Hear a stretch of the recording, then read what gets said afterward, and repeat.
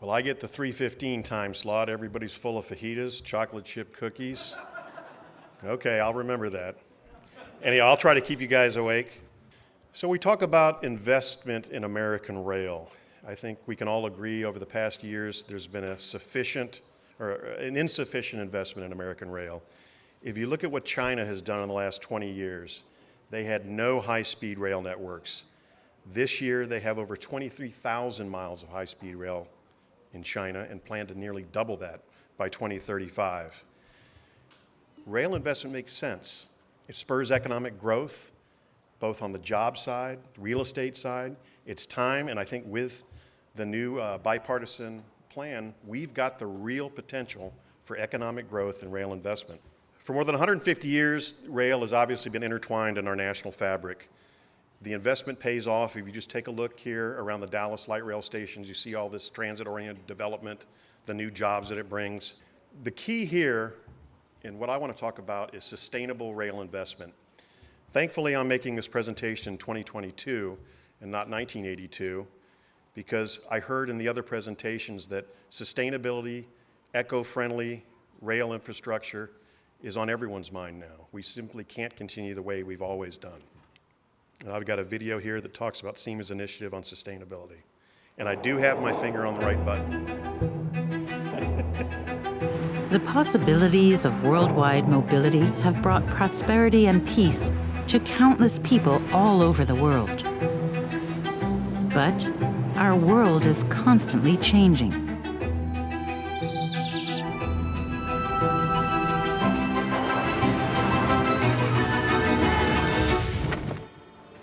And new, sometimes completely unexpected challenges are emerging.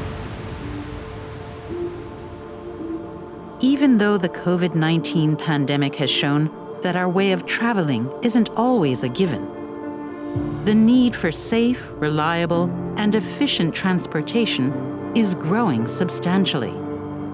Global passenger movement on urban rail alone will almost triple by 2050.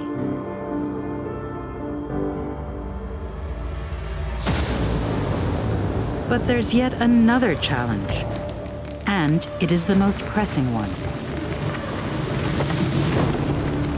Climate change has a tight grip on our world, with increasingly dramatic consequences. To mitigate this development, we need to work together. And all of us must do our part. Business as usual is not an option.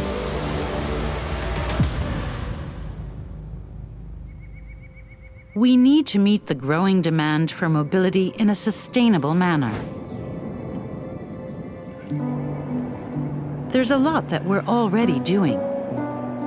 We build energy-efficient rolling stock, powered by renewable energy.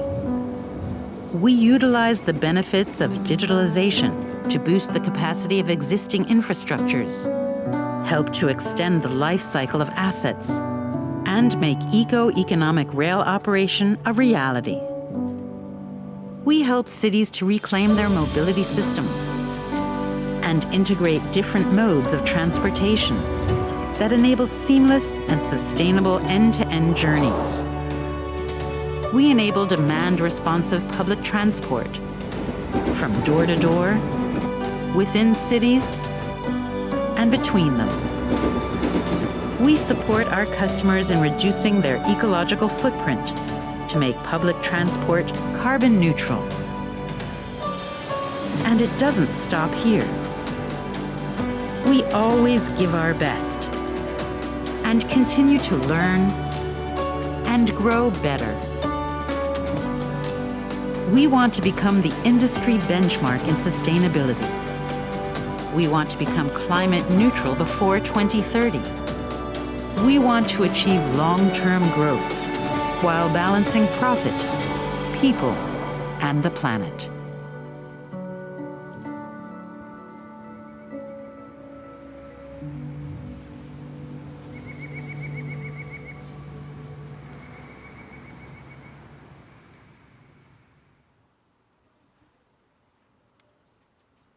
So we're all in on sustainability. And when you talk about sustainability, if you talk the talk, you got to be able to walk the walk. So this is a picture of our manufacturing facility in Sacramento. And what you see there is our photovoltaic solar array, which serves a couple of benefits. It generates 80% of the power for our manufacturing plant, and it also provides much needed covered parking for the employees. We also manufacture sustainable rolling stock. We have the Charger locomotives that meet the EPA Tier 4 emission standards. We're testing hydrogen trains, and I think you're going to see a lot about hydrogen trains here in the future in North America. The key when you talk about hydrogen is how you make that hydrogen. It needs to be clean hydrogen. They talk about clean hydrogen and dirty hydrogen. Ideally, you're making this hydrogen with clean, renewable energy. You're splitting the water using a renewable source, whether that's solar, wind, or whatever. You know, if you're generating your hydrogen using the same old coal-fired electricity, you're really breaking even here. So we've taken the initiative to be as sustainable as we possibly can. When we talk about the investment in North America, over the last 10 years, we've invested over $100 million. We have 8 manufacturing facilities across North America. You saw our rail manufacturing facility, that's in Sacramento. We also make traction power substations in Portland, Oregon. Some of that growth has been organic. More orders, obviously, leads to growth. Some of that is through acquisitions. We now, I think, have nearly 90% of the rail crossing market in North America, and that was with the acquisition of Invensis, the former Safetran, years ago. So we have a facility in Louisville, Kentucky. We also have a large presence in Pittsburgh, Pennsylvania, where we have our onboard control units. So we've really made, and then Alpharetta, Georgia, with power supply units. So we've really seen this expansion from a small, I won't say boutique because it's an industrial manufacturing facility, but in 1978, when we first started in North America, it was actually a joint venture between Siemens, Duvag, and Wegmann. And those of us that have been in the industry for a while remember the old U2 cars that I think were introduced in Edmonton in 1978, in 81 in Calgary, and then later in San Diego. I think the last one went out of service a few years ago. But since then, we've developed this, the platform to the light rail vehicles, and you see those there, and I will use the backup. So we had the high floor cars, the U2, then we saw the advent of the high floor systems in Denver, St. Louis, Portland, the SD660s, the SD460s. Some of the light rail customers have maintained their high floor platform, and that's essentially due to their existing infrastructure. They have a high block or a high floor situation. The challenge with a transit authority moving to a low floor car, and it would be in my hometown in Denver now, is the infrastructure in the downtown area. Essentially, the sidewalk is the station, and you've got that high block for ADA access. What do you do downtown? Is the city and county of Denver going to give up a lane of traffic to build a station? Most likely not. But we can work with those agencies as they transition from a high floor car to a low floor car. So you see some of our vehicles there. By far the most successful here in the last 20 years has been initially the S70 that we launched in Houston in 2001, now called the S700.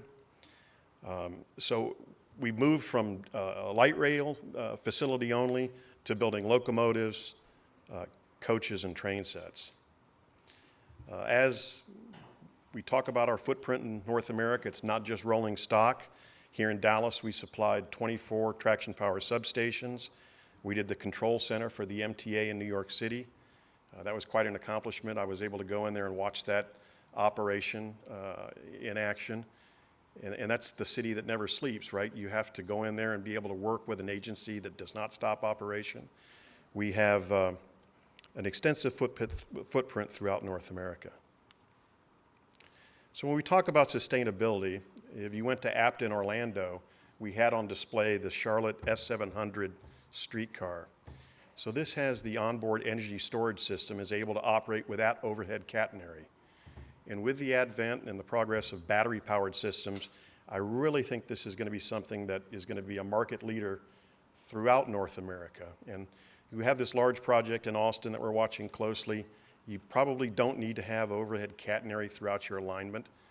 When I talk to the engineers, what's key when you talk about off-wire operation, it's how you use that vehicle. In Charlotte, the requirement was only to have about a half mile of off-wire operation through the downtown area. And during the testing phase, the guy said, hey, let's see how far we can go off-wire. And I think they were able to go 13 miles without recharging. Now, of course, you want to have safe operation. You want to have safety built into it. There are always going to be applications where you're going to do overhead catenary system. For example, in tunnel sections, it's always more reliable on the overhead catenary. But this battery technology is really taking off, and I think it's going to be the wave of the future. The company changed quite a bit in 2010 when we bid on the first Amtrak opportunity, and we did supply 70 electric ACS locomotives that you will see in operation on the Northeast Corridor. In 2018, we were awarded a contract for 75 diesel electric chargers that are just now being introduced to service for long-distance service across the country. This really changed the factory in Sacramento. We had to expand. Now we're building locomotives. Initially, we built our car shells in Europe. We shipped them over. Now it's essentially a one-stop shop. So we do the design, the manufacturing of both car shells. We replicated our bogie facility, our truck facility, from Graz, Austria to Sacramento. So we do all of that there. We're building coaches in Sacramento. We're pretty much landlocked right now. We're trying to acquire the last little bit of land around the facility. And look, the growth has been incredible. We never thought we'd be in the locomotive business, but here we are 20 years later. We talked about Brightline earlier. So this is the first higher speed train that you can ride in North America. We've had a great relationship with Brightline. We've provided all 17 of the train sets there in Florida. Again, if you're down in South Florida, get on there and ride. It's a great experience. It's a fantastic economic generator. When people ask me, well, how are they able to pull that project off so quickly? Well, it helps when you own the right-of-way, as they did, but they had tremendous support from the local government entities there. And we look forward to working with Brightline on Brightline West, because hopefully in some time in the near future, you'll be able to hop on that train in Vegas and go to Southern California. Again, the big launch for light rail, aside from the U2 and the high-floor cars, was our project in Houston. I had the opportunity to work on that project. It was probably one of the last big turnkey systems. So Siemens' responsibility in Houston was for all of the systems. We had a track work supplier. We did the traction power substations, the control center, and the vehicles. Now, this was an interesting project because there was pressure like no other. The deadline for our opening day service was January 1st, 2004. And a month later, Houston was going to host the Super Bowl. So every day we would go into the CEO's office, or every week we'd have the update meeting with Shirley DeLibero, and there was that calendar where she'd pull off the days until revenue service. This was the first time we had built the S70 in the US. This was based on the Avanto model in Europe, and it's not so easy. And we see people all the time that'll come and say, hey, I was on the internet, I see you guys are building this vehicle in Europe, can you do it in the States? There's a lot that goes into localization with respect to FDA requirements, and the most important thing, though, is a US supplier base. With the requirements of Buy America, it's tantamount, it's extremely important that you've got a reliable and a trustworthy supplier base to support you and your customers after the cars leave. What have we done in Texas besides rolling stock? We supplied, as I mentioned, the traction power substations here at Dart. We've done the ticketing system in Austin with Bytemark, which is a Siemens warranty. And the old Siemens Intelligent Traffic Systems does all of the traffic and pedestrian signals in the city of Houston. So I was joking with Peter before, we have an expression in Siemens that if Siemens only knew what Siemens knew, before I came to the conference, they said, well, you're going to talk about the charging system with Ford? I said, what are you talking about? How many of you seen the new Ford F-150 Lightning commercial? Have you guys seen that? So it's Ford's new electric F-150. And originally, the charging system was designed where you could plug in to the vehicle and power tools, consumer electronics. Well, this has changed now where the new charging system is a bidirectional charging system that can generate 19 kilowatts of power. So it can be integrated into your house, and in the event you have a power outage, it can basically be, hey, Steve, go plug in the truck. So, I mean, this is the way this technology is working. Now, it's not a long-term solution, but you're essentially using the truck as a generator. So, again, it's amazing what we can do these days. We see a lot of opportunity in Texas. We hope that the situation with Texas Central is resolved soon. When we look at high speed in Texas, it makes sense. Some of my colleagues were involved in the predecessor Texas Triangle project. When you look at high speed and what makes sense, Texas on paper looks easy. It's flat. It's pretty much a straight shot. You look at all of the challenges that California has faced. You've got mountains. You've got a lot of stakeholders. So even though it won't be our technology, we root for infrastructure projects like that because all it does is gain momentum for future projects. So we see the opportunity for possibly more charger locomotives. I talked with one of our colleagues in the locomotive department the other day, and he said, look, the diesel locomotives have been great, the chargers have been fantastic, but for short operation locomotives, for example, if TRE wanted to upgrade their system, he goes, they don't need diesel. That can all be done on battery. These short distances now can be done with battery-operated locomotives.